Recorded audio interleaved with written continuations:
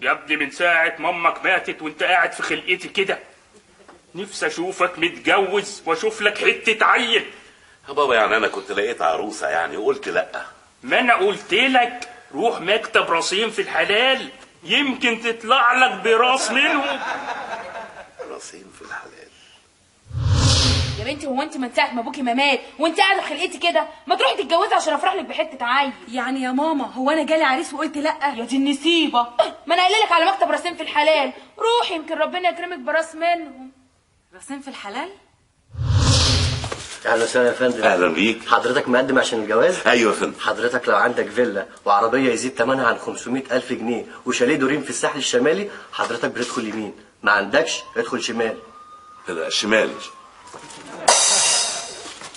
حضرتك جاي للجواز؟ يا ابني ايوه حضرتك. حضرتك لو عندك شقة وعربية ما تقلش قيمتها عن 100,000 جنيه وشاليه في بلطيم، خش يمين. ما عندكش خش شمال. انا اخش شمال.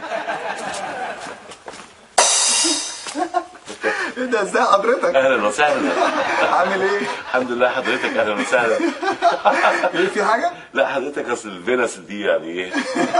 لا اصل النهارده عيد الام. عيد الام؟ بس انا الف مبروك يا فندم. حضرتك انا جاي لموضوع الجواز يعني. لا اسمك مكتوب هنا، شوف اسم حضرتك كده. اهو يا فندم، طارق الشوشه. طب كويس اهو، الحمد لله. شوف حضرتك، لو حضرتك عندك اوضه تلمك وموتوسيكل يوديك ويجيبك خش يمين، لو ما عندكش خش شمال. طيب انا اخش شمال. السلام عليكم. عليكم السلام. طبعا حضرتك وانت جاي لي عديت على 3 موظفين، الحليوه ابو شعر اللي شبه مهند، والتخين اللي بيقعد يعمل كده وكده، والرفيع ابو بنس. انسى كل ده، انا الجديد. اهلا يا جديد. تحت. طلبات الجديد بقى ان الجواز ده اهم حاجه فيه الصحه، فلو صحتك حلوه ومساعداك ادخل يمين، انما لو صاحب مرض وعندك ضغط وسكر وقطران ادخل شمال. بس الشمال ده الباب. ايوه ما ادخل شمال. ماشي يبقى شمال. السلام عليكم.